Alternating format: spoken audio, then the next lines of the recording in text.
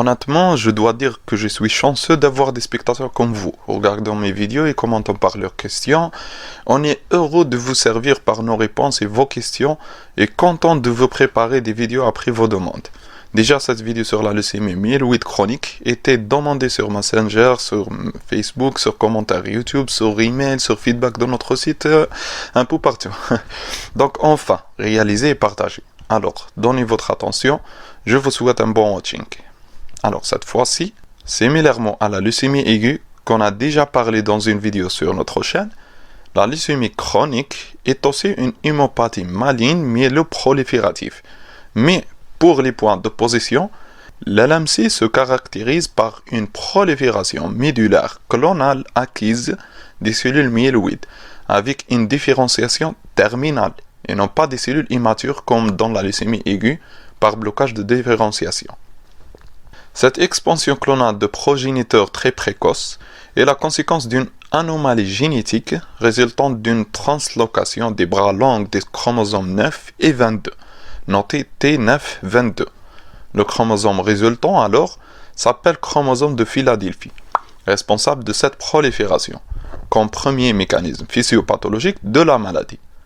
Le deuxième mécanisme alors est l'augmentation de l'activité tyrosine kinase par une protéine codée par le gène de fusion BCR-ABL. L'activité augmentée comme conséquence altère la prolifération, affecte l'adhésion et modifie l'apoptose des cellules myéloïdes.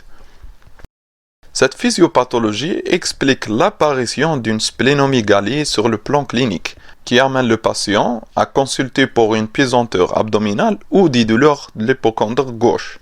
Mais généralement, cette maladie se manifeste par une altération de l'état général. D'autres représentations cliniques peuvent être l'annonceur, l'exemple d'une crise de goutte, dans le cadre de complications de la maladie. Quant à l'examen physique, on met en évidence la splénomégalie seule, sans qu'il y ait des adénopathies associées dans son syndrome tumoral.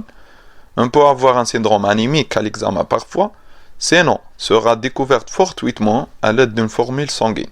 Et c'est le dernier aspect des circonstances de découverte de cette maladie. Très bien, la maladie est suspectée. Comment faire le diagnostic? Le diagnostic repose sur une collection biologique faite d'une hyperleucocytose supérieure à 50 000, dont 80% sont des granulocytes, associés fréquemment à une hyperéosinophilie et une hyperbasophilie. Mais les lymphocytes sont normaux. Ça pour la lignée leucocytaire. Pour l'hémoglobine, souvent normale, mais parfois se trouve diminuée, tant que les plaquettes sont augmentées. Le dernier évocateur de la maladie, la myélémie, supérieure à 20%. Oui, je sais que vous posez la question, what does it mean, myélémie? Soit vous avez rapidement basculé vers Google pour la rechercher, soit vous l'écrivez sur commentaire et laissez-nous vous répondre. On est là que pour vous. Ou bien l'un de vous qui est actif cherche l'information rapidement et puis il la met sur les commentaires pour les autres visiteurs et sa réponse sera épinglée. Autre analyse biologique que l'hémogramme est l'étude cytogénétique, idéalement karyotype sur moelle osseuse, permettant la mise en évidence de chromosomes de Philadelphie et le gène BCR-ABL. Enfin, une myélogramme élimine une phase aiguë ou accélérée de la maladie.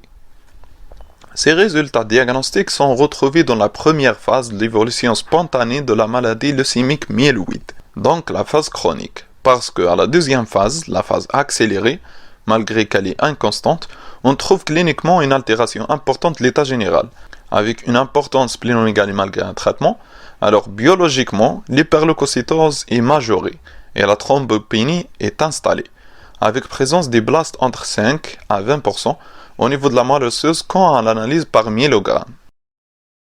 La dernière phase évolutive, la phase acutisée ou aiguë, le myélogramme objectif des blastes augmentés plus de 20%. Donc, quand on diagnostique, on a besoin de la clinique de patient, signe d'appel fonctionnel, avec des signes physiques à l'examen, plus une biologie positive pour des granulocytes augmentés, donc les leucocytes, avec une étude cytogénétique pour le gène codant la maladie, et enfin, un myélogramme pour éliminer une phase accélérée ou carrément acutisée qu'on a détaillé dans une vidéo précédente sur notre chaîne YouTube. Vous la trouvez sur la playlist de module hématologie. Le problème avec cette maladie et par les perturbations des lignes hématologiques, la thrombocytose ou le contraire, une thrombopénie, expose à des complications de thrombose et d'hémorragie, et d'autres complications, notamment une crise de goutte, conséquence de l'hyperleucocytose ou de la splénomégalie. Arrivons au traitement, parce que sans traitement, l'évolution est constamment mortelle.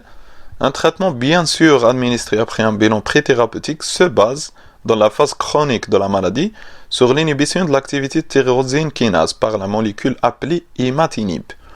Tant qu'à la phase accélérée et aiguë, l'association à une chimiothérapie est proposée parfois. C'était un plaisir de préparer cette vidéo pour vous, les chers spectateurs et abonnés, et c'était amusant de vous délivrer ces informations que je souhaite être bénéfiques et claires. Et si c'était pas clair ou il y a des informations manquantes, posez vos questions sur les commentaires et on va essayer de vous répondre le plus tôt possible. Je vous offre aussi une petite vidéo résumé de ce cours sur notre chaîne des résumés pour votre révision rapide. Merci et à bientôt.